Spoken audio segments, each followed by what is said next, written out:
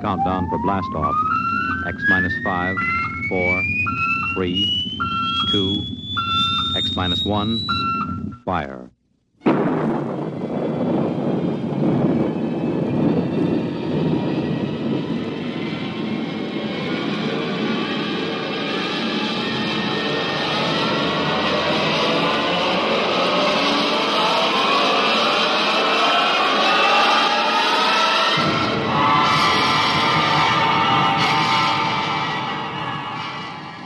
From the far horizons of the unknown come transcribed tales of new dimensions in time and space. These are stories of the future, adventures in which you'll live in 1,000,000 could-be years on 1,000 maybe worlds.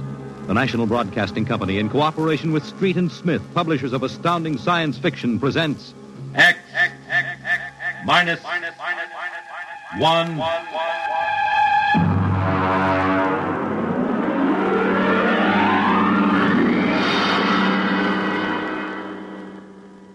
Tonight's story, Hello Tomorrow.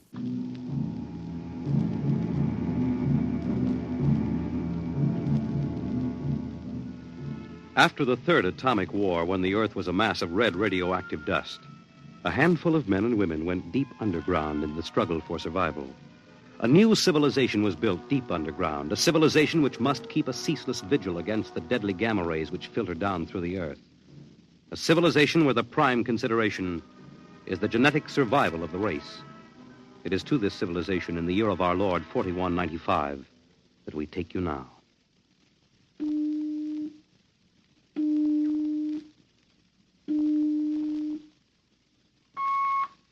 Professor Lois Burton? Yes. I have a call from the Director of Emotional Stability for the Third Oblong. Go ahead, sir. Hello, darling. Hello, dear. How is the Director of Emotional Stability? My, how impressive that sounds. Don't joke, dear. You never know who may be listening. Sorry. How are you? You sound tired. Well, we've had some bad cases. Mostly frantic mothers who insist on imparting their feelings to children. I suspect it's chromosomes affected by gamma ray leakage from the surface, but the head of the psychotechnic division says they're glandular cases. But that isn't why I called. I have good news. What is it? The genetic board has approved our application for marriage. So soon? Our chromosomes tested perfect. We can marry any time we want. As a geneticist, you should know that our offspring should be 90 percentile of perfection. I know. What's the matter? You are happy about it, aren't you? Of course. Terribly happy. I'm coming right over to the lab. You'll have to give me some time. What's the trouble? No trouble. You know that genetic survey I've been working on? What about it? Well, I've finally gotten permission to study an actual living case, a specimen of imperfect genetic transmission. Really? They're bringing him, or it, up from the condemned cages on the lower level. You will be careful. There's nothing to be afraid of. The specimen is XJ12. It's been studied before many times and is quite well trained. Oh, there's my door signal. I'll have to hang up, darling. See you later. Yes? Professor Burton? Yes. I'm from the Phylogenic Institute. Oh, you brought my specimen? May I come in? By all means.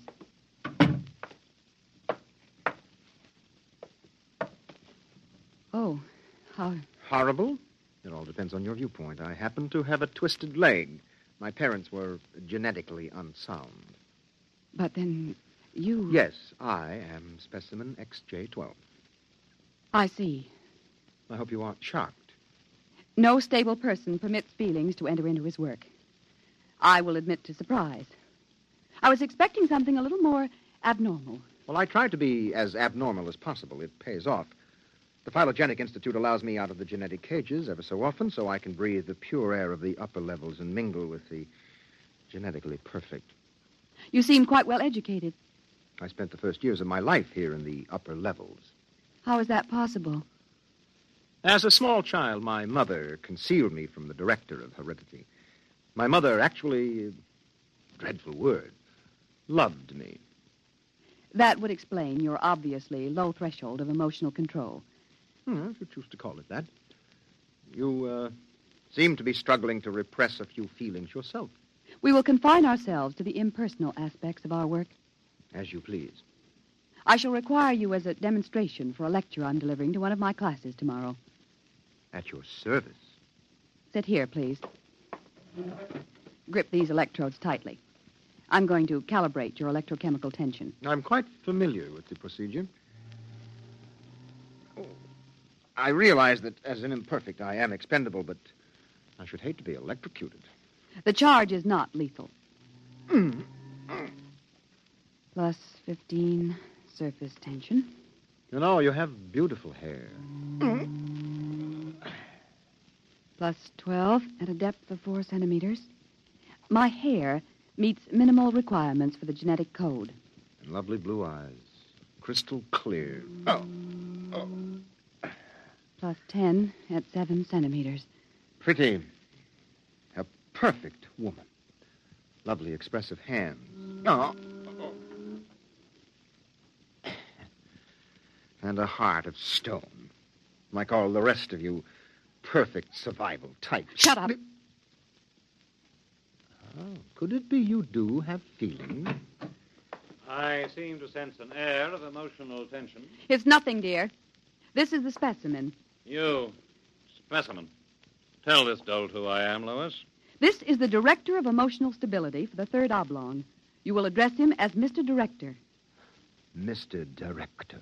This creature seems quite impertinent.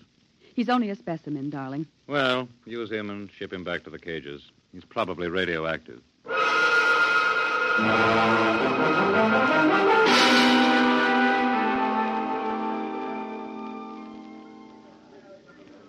Attention, attention.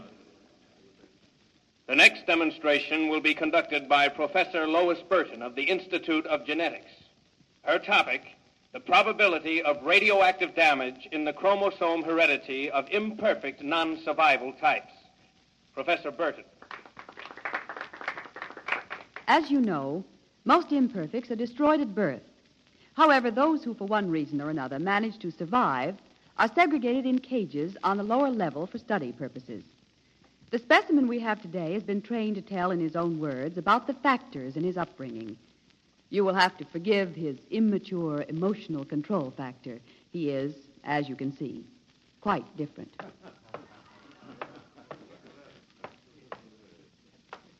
Specimen XJ12. You will proceed, please. Thank you. My mother was a psychotechnician in the Fifth Oblong. My father was an historian specializing in the records of pre-atomic surface culture. In the earthquake of 2170, apparently some hard radiation filtered down through the tunnels and penetrated the Fifth Oblong. The effect on my hereditary factors is quite apparent in this twisted leg. My father taught me in the last days before he was executed that every human personality is born with certain inalienable natural rights.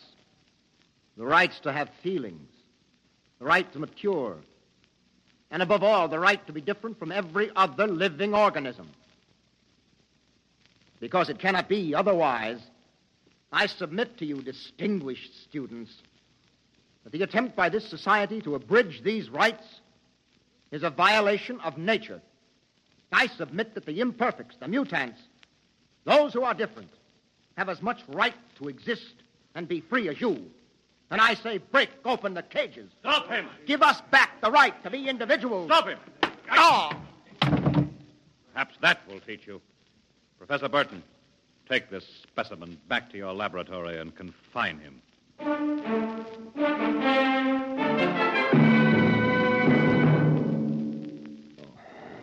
Hold still while I bandage your head. Oh. You'll be all right. I suppose you detest me for getting you into trouble. I don't detest you. What?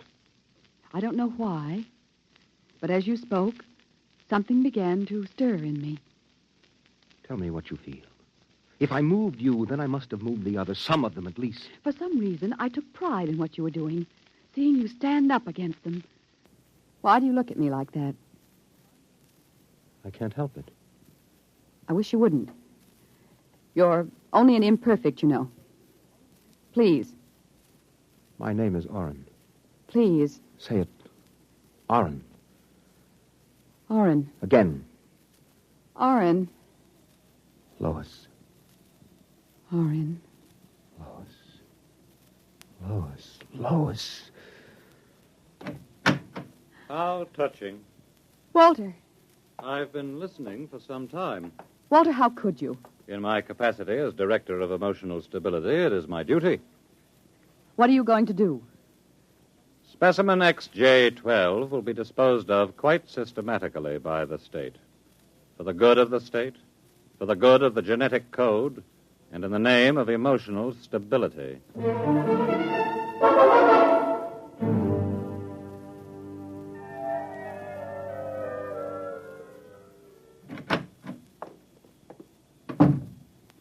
Walter, I have to talk to you. Go right ahead. Walter, you mustn't destroy him. The specimen? Why not? He's emotionally unstable. You have to expect irrational behavior. Aren't you forgetting something, my dear? That you were responding in much the same manner? Or had you forgotten? You see, I'm having him liquidated for your sake. He has an upsetting effect on you. Then send him back to the cages. But don't kill him. You speak of destroying an inferior creature as if it was something unethical. Walter, please, for my sake. I understand that you have entered a plea for postponement of marriage at the Records Bureau. Yes. I was too upset to go through with it. It came as a great disappointment to me. I'm sorry. I was hoping that, linked to a stable personality such as mine, you might settle down. If you were married to me, I might even be persuaded to send him back to the cages instead of having him destroyed. Think it over. If I refuse? The choice is yours. Well, my dear? Perhaps you're right. I am. I suppose I ought to be rational about this. After all, he's an imperfect. I'm glad you've come to your senses. When can we be married? Tomorrow, if you like. The sooner the better.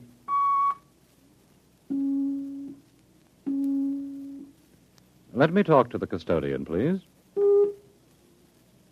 Hello. This is the Director of Emotional Stability for the Third Oblong.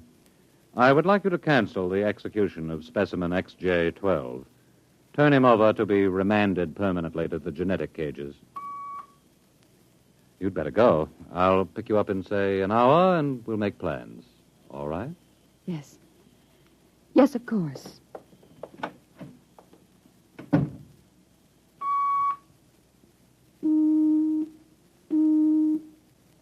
Hello.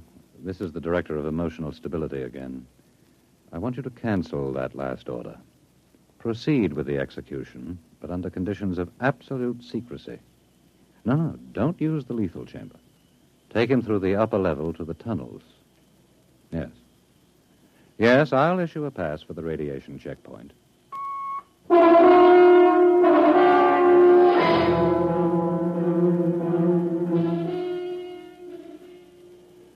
Into the elevator. Very well.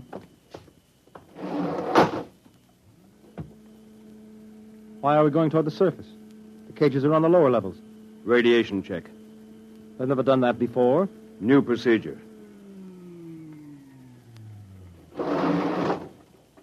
Walk. Halt. You can't go beyond this point. There is radioactivity in the tunnels. I have a pass from the Director of Emotional Stability for the Third Oblong. Special mission. I'll open the airlock. March inside.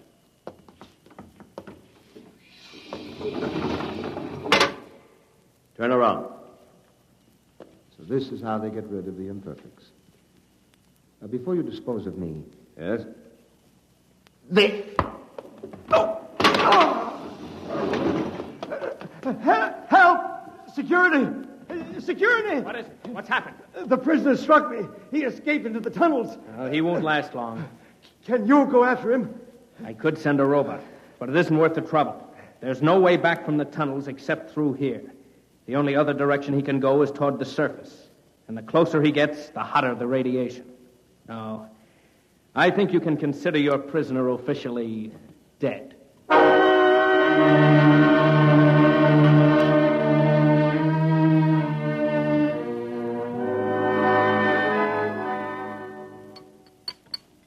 More wine? No, thank you, Walter. You look very beautiful, my dear. Very beautiful. Thank you. The wedding will be a small affair. The director of endocrine control, the chief of the security guard. Walter, Yes? was he returned to the cages? Oh, now, why must you spoil it? Was he, Walter? Well, as a matter of fact, there was a little difficulty. Difficulty? Yes, you see, XJ-12 escaped. How? Where? He struck a guard and ran off into the tunnels. The tunnels. But that's sure death. He's free to return any time he chooses. Now, don't become upset, darling. You planned it, didn't you, Walter? Stability, darling, stability. Stability, stability. Here's what I think of stability.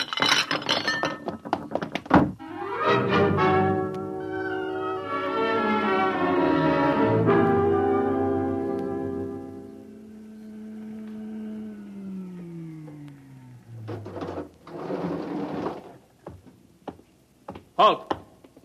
State your business. I'm Professor Burton of the Genetic Institute. You can't go into the tunnels, Professor. You'll have to let me by. I'm the fiancée of the Director of Emotional Stability. Oh, I suppose you're after the one who escaped? Yes, He's quite dangerous, I understand. I'm well armed. Wouldn't it be better to send a robot? I'm quite capable of handling him. He was my subject. All right, miss. It's your risk.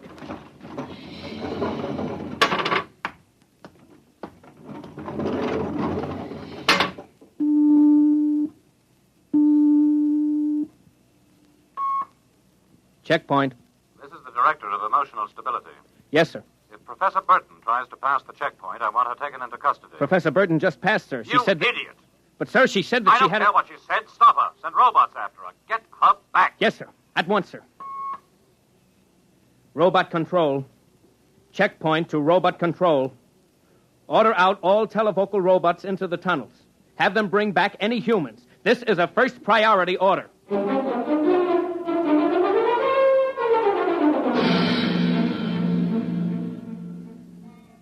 Oren! Oren! Oren! Oren! Oren! Oren! Oren, where are you? Oren. Hello? Oren! It's Lois. This way. Behind the rock. Over here. Oh, darling, darling. Lois. Lois, why did you come here? It's suicide. I had to. Oh, darling, are you all right? So far. You've got to turn back. Give yourself up. They'll kill You me. can't stay here. The radiation is +4 at this point. It gets worse as you approach the surface. Lois, darling, go back. What will you do? I'm going ahead. But you can't. I can. I'm going to the surface. It's certain death. Not even the robots can survive it. Well, at least I'll be the first human in 1,100 years to see what the surface of the Earth looks like. Come back with me. No, Lois. Then I'm going with you. Lois. Don't try to stop me, darling. There's nothing to go back to now. Nothing but Walter and emotional stability. You really want to come with me? Yes. You know what it means. I don't care. My mother used to believe there was a life after death. A place called heaven. We'll believe it, too. Oh, no, Lois, I can't let you go. Oren, I love you. See, I know how to say it now. Say it again. Oren, I love you. What is that? It sounds like... Oren, it's a robot patrol. They're looking for us. All right, come on. This way.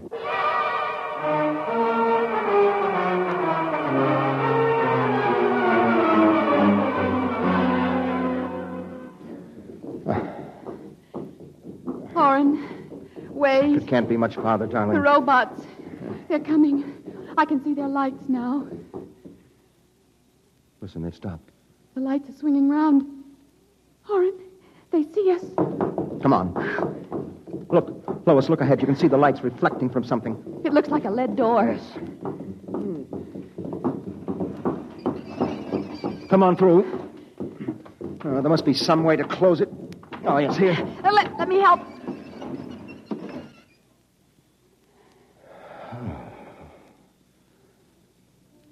Well, they won't get through that. It's solid lead.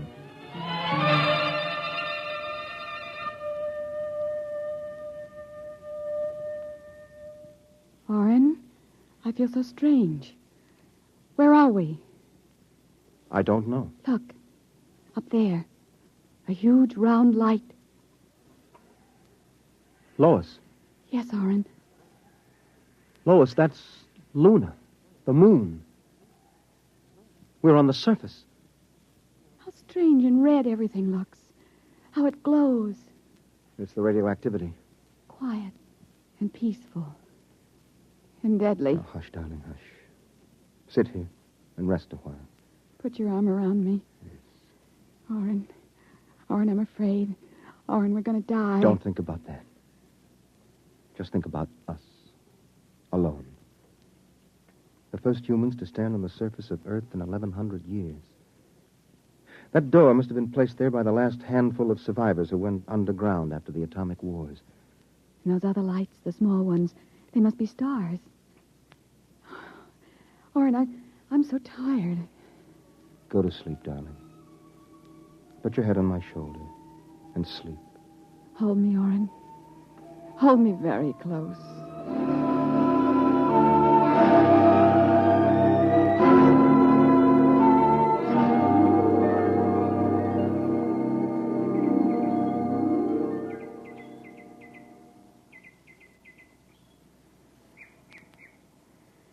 Oren. Hmm? Oren, wake up. Hmm? What? Look, it's light. The whole universe is light. Oh, Oren, how beautiful. Look. This must be the heaven my mother talked about. See the plants? All green and fresh. And the birds. How strange they look. Lois, this isn't heaven.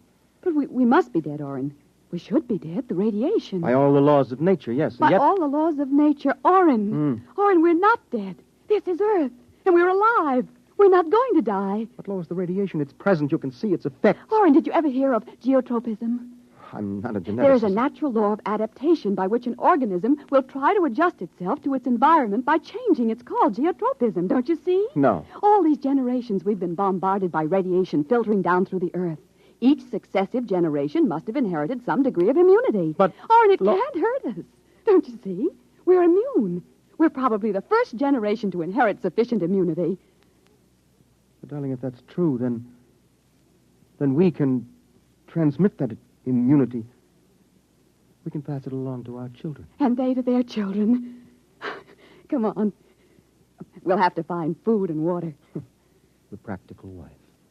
Wait a minute. What are you doing with that rock? I want to scratch something on the outside of this lead door. Lois and Oren. 4195 A.D. Hello, tomorrow.